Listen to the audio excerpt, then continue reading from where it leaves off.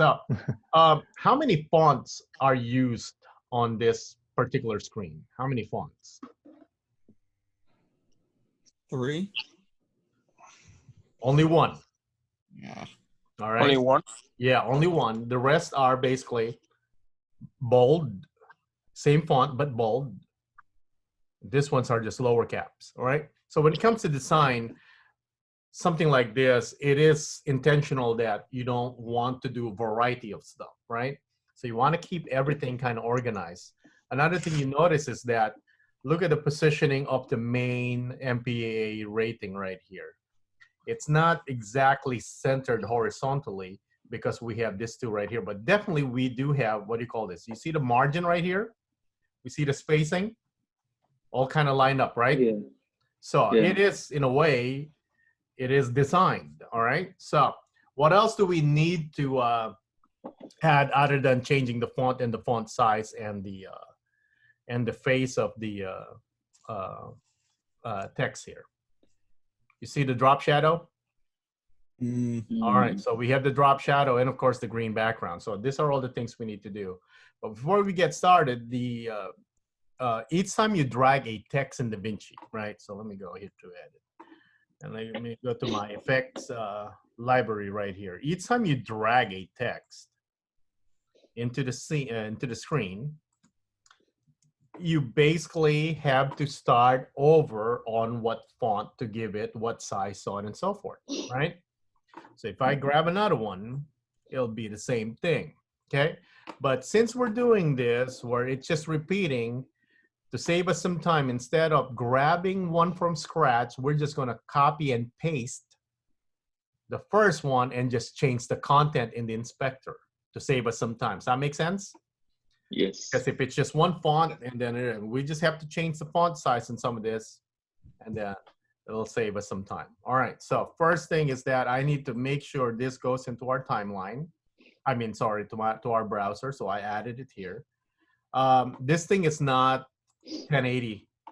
It's only 1280 by 720, but we'll force the export into 1080 because what will make it will be vector graphics. Okay, meaning they will not pixelate. We can up convert them or upscale them. Okay, I'm gonna go to my edit right here. I'm gonna delete both of these. All right, I'm gonna bring this down here. So we'll be tracing this. Okay, on record, the MPAA needs to be there without any sound for 5 seconds. So we talked about our rubric last time for the trailer, right? At least length. What is our length for our trailer? Anyone remember? It's like what? 40, 30 40 seconds. Yeah, minimum 30, maximum 40, right? Minimum 30, maximum 40. However, you still need to add this 5 seconds of MPA green screen. So we'll make sure minimum to be 35 and maximum 45, right? So you can have your trailer 35 seconds, including the MPAA, but you can't go lower than 30 seconds. You can't go higher than 45 seconds. All right, are we clear? Okay, Yeah. so this particular one is a media now. It's in here, right? For some reason, Davinci will not let you deliver, not unless you have a media. So let's say if we only made text for some reason, when you render and export, it'll give you an error. So it's kind of weird. So we have to leave this one here. However, we need to trace it, okay? So what I'll do first is that we're gonna be needing a lot of space here going up because we're piling all this text on top, okay? I wanna minimize the presentation of each clip. First thing is I'm gonna move my cursor down here so I can separate my bit. I mean, I can move my audio area. Since we're not using any audio here, so it's not a priority. So what I'll do is drag this all the way down here so I get more of the video area, okay? And I'll go right here where it's the timeline options. I'm gonna pick this one on the right side, which forces all my clips to basically be pancake, okay? So I can easily pile stuff here and then I can see stuff, all right? All right, so we have that. So the first thing is we want this green background, okay? So the green background is basically a generator. So it's just below titles right here. So I'm gonna click on generators. And then what we want is a solid color. Okay, so basically solid color. Drag this on top of the MPAA green screen because we do want to trace it, right? So now, as a default, your solid color will be black. Okay, if I double click that, I'll look in the inspector right here. Okay, or you can turn on inspector. It'll say color right here. Okay, so that's the color of the generator, which is black. I'm going to click that one to change it. I can guess where that green might be because I can kind of tone this down, go green like this, and then, all right, well, it kind of looks like it. Okay, or you can use the eyedropper. You see the eyedropper? Mm-hmm. I can just click on that green and I get the exact same green as the photo. Okay, I'm going to click OK here so I can get out of this one. So now this is an exact replica of that, color-wise at least. However, it's hard to trace what's below if this thing is solid. So with the solid color generator selected, below the color, you will see opacity. Okay, right now it's 100%. I'm going to dial this down to around 60% so I can see the text. Do you see it? All right, and then I can just put and position the text on top. Okay. All right, so let's start with the first text right here. So I'm going to go back to titles. And I'm going to pick on regular text, not the one with the plus, okay? Regular text. I'm going to drag it over here, and this one will be 5 seconds by default as length. And as you can see, if I select it, it just says title right there. So let's start with the first thing we have to do, which is the following. All caps, right? The following. And by the way, if you misspelled anything, you suck. Yeah, because it's already, you know, you got your guide right there. Okay, please. Okay, please. All right, so one family, we don't really have this exact same one. However, it's really close to what Arial is. For all we know, they use Arial, so I'm just going to go Arial right here. All right, there it is. Now we need to kind of resize it and position it right there, right? So font size, I got to shrink this one. I think I'm going to go with 41 or 42 for now. I can always change that. Okay. So with the text selected, I'm going to click on our transform tool. So this is the same thing as going to video and moving your X and Y. Remember this one? Mm-hmm. All right. But we don't want to do that. We want something a little bit more interactive and easy. So we're going to turn on the tool. It's right here. If you click this button and you click anywhere, that becomes an interactive one. You see the difference? Yeah. All right. So I'm going to zoom in here by scrolling my mouse. Okay. And if I have a middle click button, I can click and drag that to pan. And I can still move it. So I'm just going to eyeball this one. And I would say that's kind of good enough right there. I might need to change my tracking a little bit. Let me see if I go -1. Right. See what happened there? It just kind of, tracking basically expands the text, right? Mm-hmm. All right, maybe +2. All right, so if you have OCD, you're gonna have a grand time here. Okay, 6 hours later, you go like, I think it's -2. Maybe it's -2.68. All right, no, stop it. All right, so you have to, okay, so that's good enough for me, okay?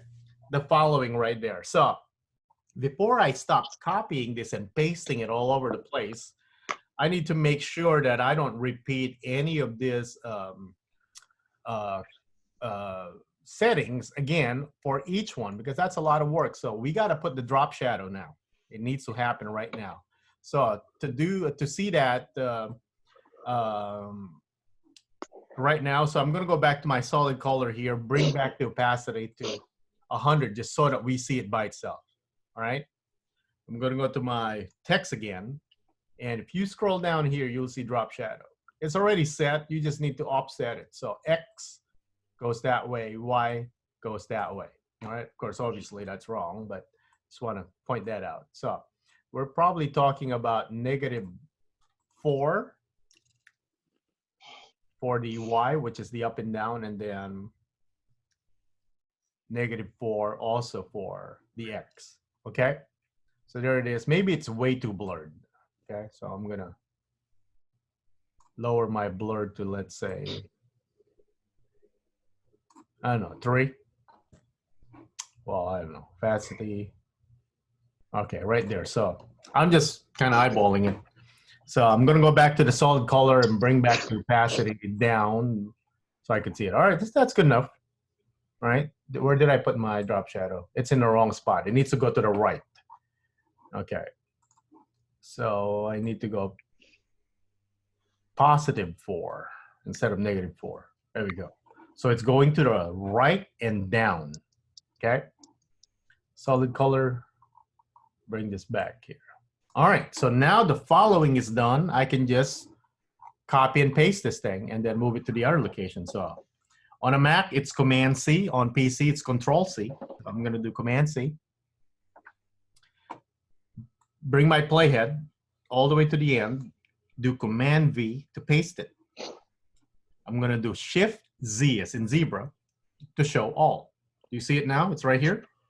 The following, so that's an exact replica. We're gonna pile it on top, bring the playhead back here so you could actually watch it.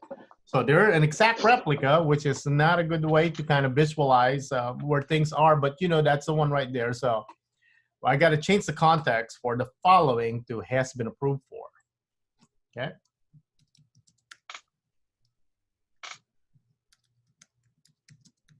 All right, there it is. And then simply drag it in there to position. All right. So for those with OCD, you can check your position X, your Y to match the other one so they're exactly lined up, right?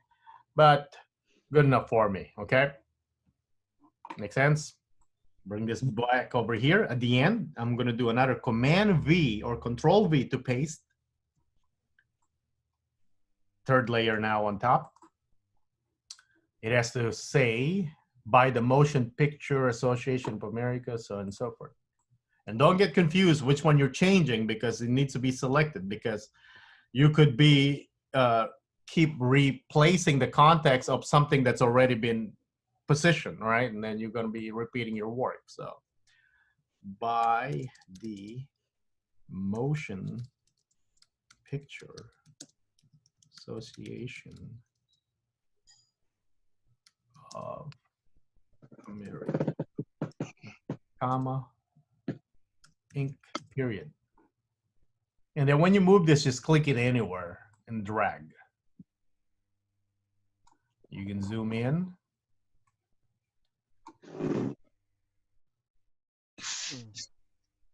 All right, good enough. No, it's not. I might need to change my tracking. All right, I put it back to 0. 0 kind of works. That's weird, right? Because I have to change it here. But 0 tracking works, okay? So done with that one. Move this back to the end because you don't want to be pasting here in the middle because it'll cut it, okay? That's why we always move the playhead at the end. So when you do Command-V to paste, it's already here. It doesn't occupy stuff here. I mean, texts are indestructible, but you're going to end up just like trimming them back into, so it's more work, okay? So the following now has to change to preview, and we got to make some changes here because preview is bigger in font size and what else? It's bold, all right? So bold and big in size. So I don't know how big, so let's position it. Oh, is that my cat? Okay.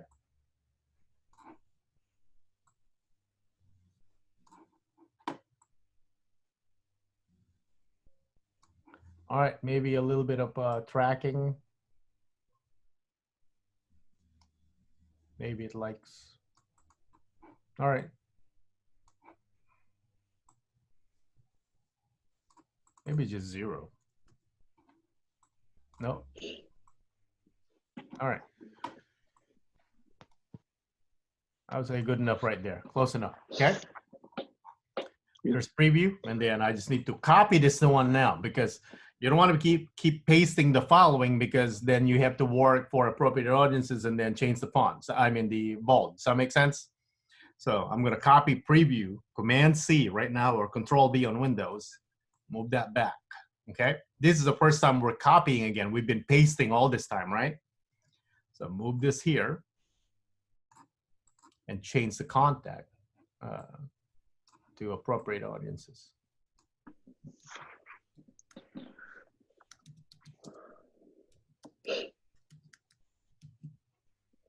And position. And some tracking issues. Maybe one more.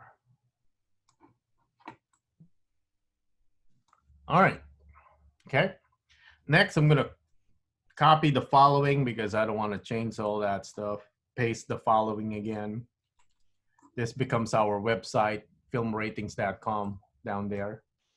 www.filmratings.com. Position it down here. Shrink it. Scroll to zoom. Middle click, drag to pan. All right, that got close. There goes 0. All right. Okay, I'm using 37. That's just by luck. All right, so now I'm going to copy this because I don't want to paste the following. Then I have to change all that stuff. So copy, go to the end, drag it, paste, move this back, drag your playhead back so you can watch it. And then this one is MPAA.org. So MPAA.org. All right, and then drag that here. Again, if you want this super lined up, you can actually look at numbers in the video tab with your X and Y position so that, you know, you got that OCD on you, you can get it satisfied. All right, so that's it. It's done.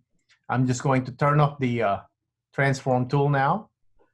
And here, I'm going to go and set up 79%. I'm just going to go fit. All right, there it is.